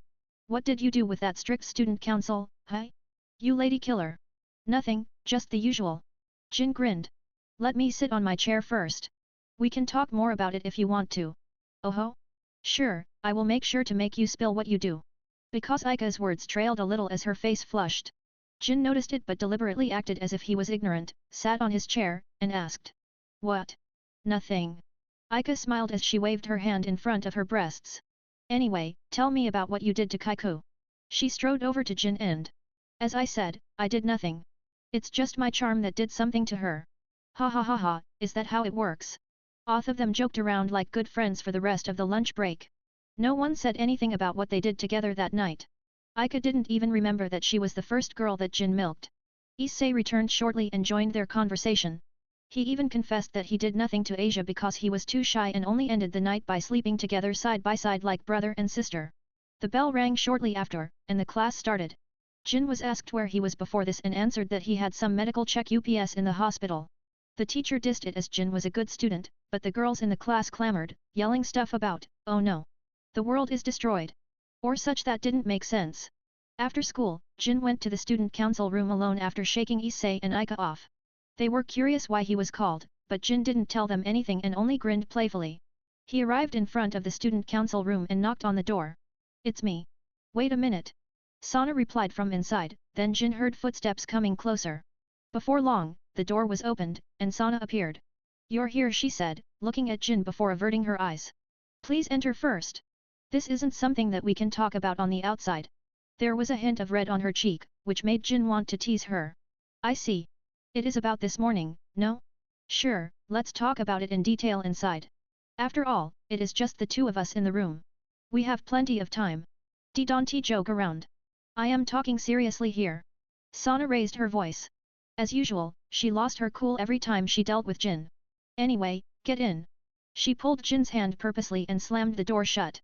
After positioning Jin on the couch, she sat beside him almost unconsciously. Sana, why did you sit beside me? There is an empty couch there, right? Jin pointed at the couch across from him. He didn't let his chance to tease the masochistic student president go away, though. Circling his arm around her neck, he pulled her closer and whispered. Or do you want to eat me right now? I don't mind. I have recovered considerably after drinking your milk this morning. Hi. She let out a confused sound and widened her eyes in disbelief. She jumped away in reflex and went to the couch across from Jin while hiding her lower face, which had turned red. What do you mean by drinking my milk? You remember the machine that I put on your breasts last night, no? I have saved your milk inside a container and preserved it to be drunk anytime. As expected, it is quite delicious. Why you? Sana yelled with her tone mixed with anger and embarrassment. However, she realized that Jin would only tease her further if she went on his flow. So she unwillingly lowered her hand and took a deep breath to calm herself. After calming herself, she sat down and folded her arms. Anyway, I am here to talk about something important. So let's stop talking about that and get into the main topic. She said seriously. Well, Jin was already satisfied by teasing Sana, so he stopped. It seemed like this talk would be serious, so he responded seriously too. It might be related to the thing that Azazel talked about. Jin thought as he leaned forward a little. What is it? How much did you know about Devil's Society? Sana asked. Her tone returned to the normal calm tone that she always used. Only the basics, I think. I only know that there are 72 noble houses and 4 Satans governing the underworld. That's all about it. I see. So you don't know about the Great War. I will explain it later, but those 72 noble houses, often called 72 pillars, are now only reduced to 32 due to the Great War between 3 factions. That's why marriage between the pillars is always put as an important thing. Many heirs from the pillar houses have fiancé or fiancée already. Oh, shit. Jin cursed inside his mind. His eyes widened as he realized what Sana had implied. In other words, Sana might already have a fiancé, and he fucking stole her virginity and made her his personal cow. It could even lead the devil to hate him and maybe even put a bounty on his head. Should I go to Azazel to seek protection? He considered Azazel's offer seriously now. Seemingly noticing Jin's fear, Sana quickly waved her hands. Oh. I have no fiancé, so you don't need to worry about it. Rather, I never mind. She averted her eyes away with a red face before coughing into her fist. Let's continue. It's not about me, but about Rias. She also has a fiancé, but her fiancé is a douchebag, to explain it shortly. Oh, safe. Jin sighed, relieved. So, what is the connection between Rias and what we talked about now?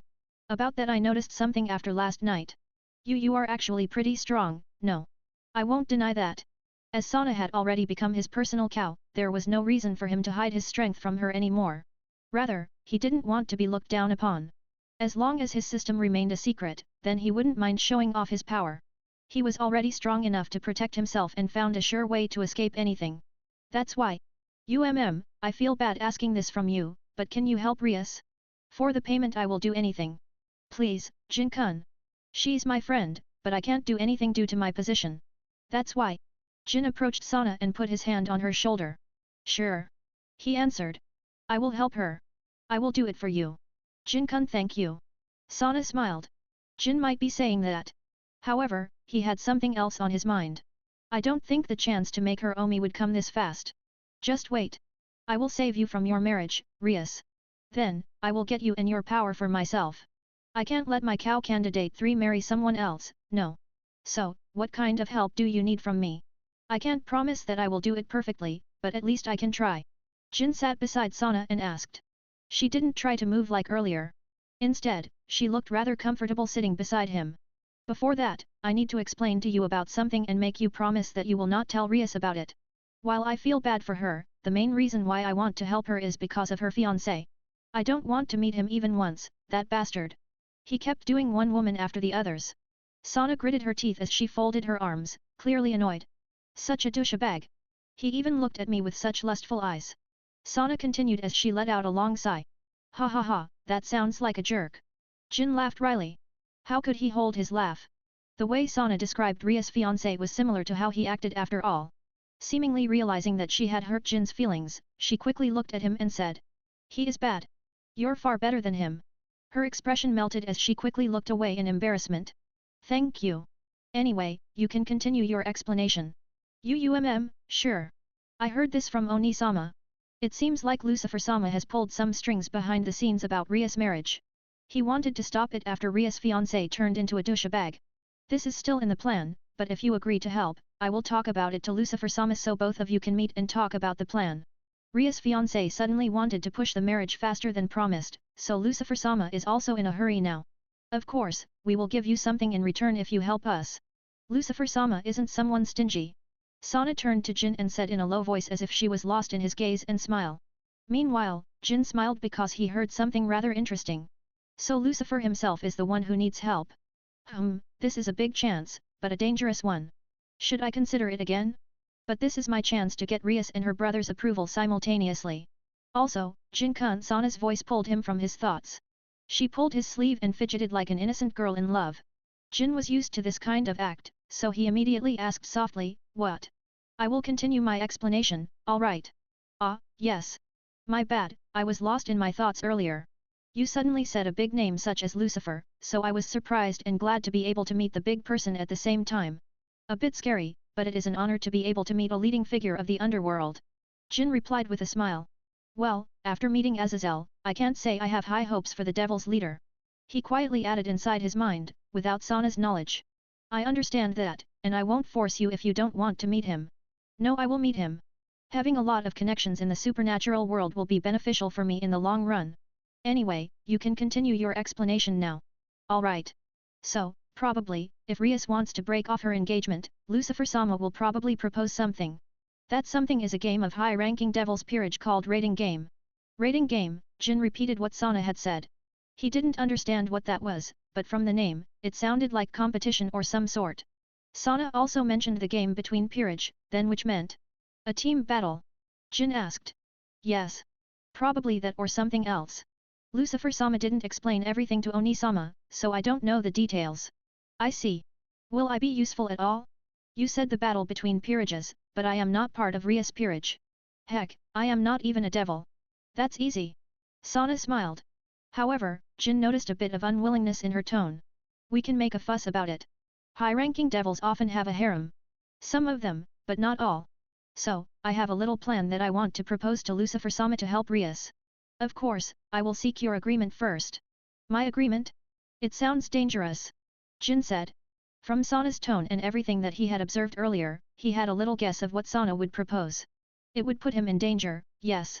The danger was something that he would like to avoid all the time. But the reward of helping Rias was too good to be ignored. After hearing that thing from Azazel, he needed Rias' power as soon as possible. The power of destruction was necessary for him to survive.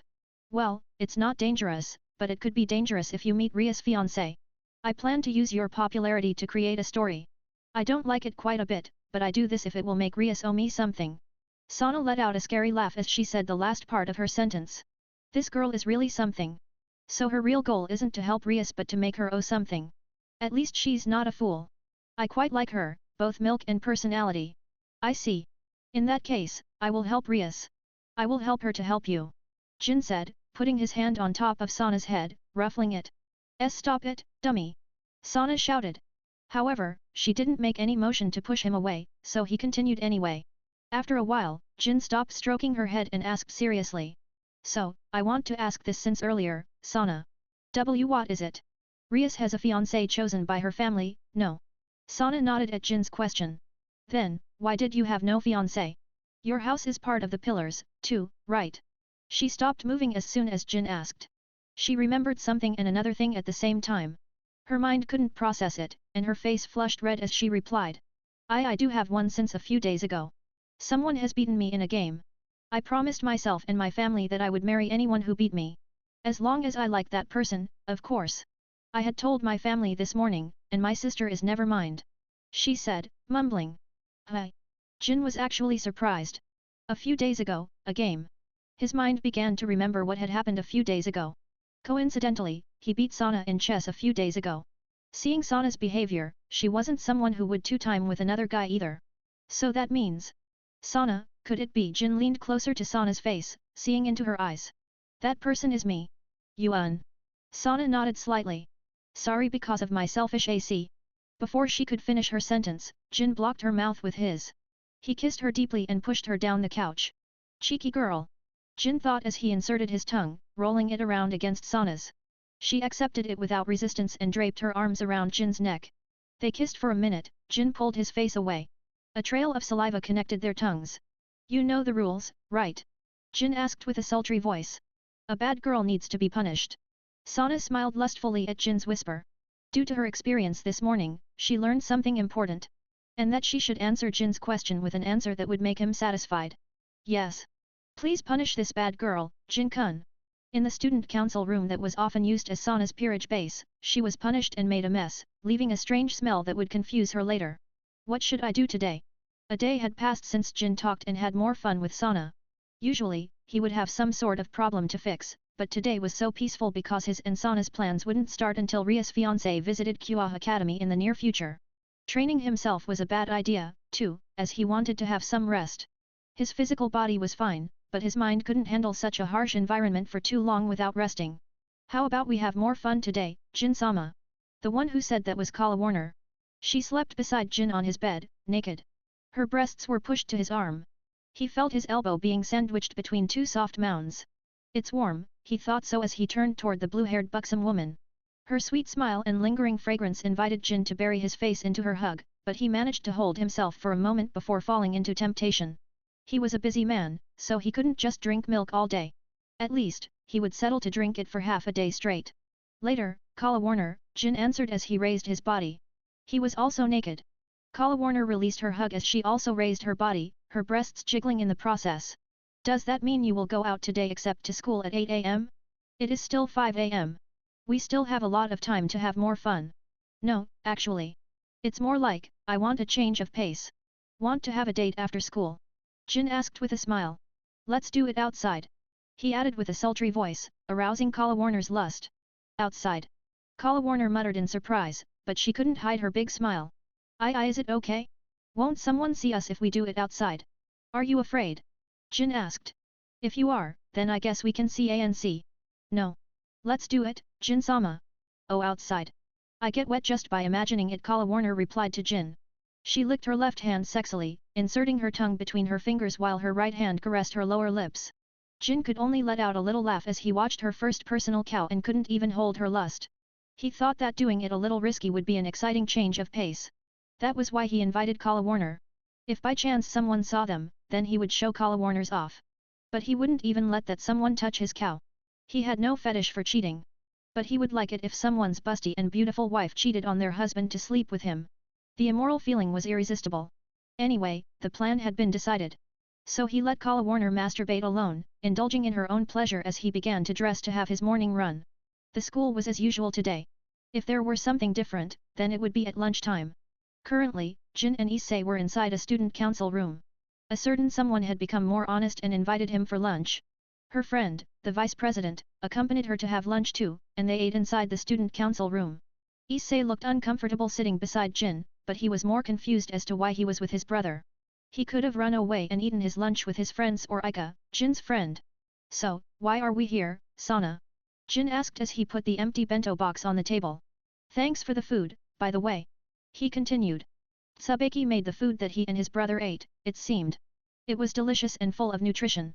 You're welcome. Also, I have no reason to invite you. I mean, it is normal to eat together with your fiancé, no? Or rather, will you just agree to my invitation and live in my house from now on? BRRF. Issei did a spit take and burst all the tea that he drank. Fortunately, there was no one on his left, or someone would be drenched in tea and spit. Tsubaki was calm. She drank her tea with a small smile on her face. What did she say, Nii-san? Fiancé. He yelled at Jin with a surprised face as he wiped his mouth with his sleeve. You didn't tell your little brother. Sana said playfully as she glanced at Issei. That I have agreed to be your fiancé, and it will be official soon. Jin could only sigh. The lunch became merrier as Issei forced Jin to explain everything. Sana and Tsubaki laughed on the side. They only returned to the class after the bell rang. After school, Jin went to the park and proceeded to the furthest area of the park, where only a few people passed through. Dark and gloomy trees surrounded it, so it was not a popular spot for a date. However, this area was famous for one thing, couples having sex and exhibitionism. Waiting for him in that place was Kala Warner in her usual exposed red suit. She fidgeted uncomfortably, rubbing her thighs against each other as she sat on the bench. Have you been waiting for long? Jin greeted her as he stopped in front of her. Immediately, her face beamed with a smile as she stood up. When she did that, a trail of liquid flew from between her thighs. When Jin observed the bench, it was also wet. It seemed like his bitch couldn't wait for him and played with herself in the open. He wasn't too worried as Kala Warner could defend herself too, and there was no sign of people near her. Jin-sama. I have been waiting for so long. She immediately fell into his chest, pressing the huge twin mound. Well. What should I do to you? Jin whispered and picked her up. His hands were on her thighs, grabbing her butt while the other was squeezing Kala Warner's breast. He then brought her to the bench and made her sit on top of him. As he did that, he kept squeezing and massaging her breast with his hand, slipping it through the gap of her suit. Hyan Jin-sama. Kala Warner's voice was filled with lust. She leaned closer and kissed Jin, doing a deep kiss with her tongue. Smooch splash. A muffled moan escaped her lips. Jin also activated his lactation fog in invisible mode so no one would notice them. Although the sky had turned dark, they were still in public. After a few minutes of kissing, Kala Warner pulled her face away and licked her lips seductively. Jin-sama, I am ready anytime. I have taken off my panties since earlier, so you just need to put that in. Good. You are a good bitch. Jin replied as he pinched her nipple, squeezing milk out of it. Ought to be praised. More, pinch my nipple more. Squeeze every last bit of my milk.